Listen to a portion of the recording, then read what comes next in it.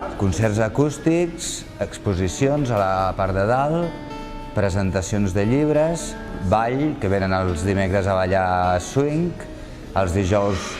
els nois de l'Acadèmia English Tarragona fan l'English Corner, que és perquè la gent parli anglès, i a vegades, això són molt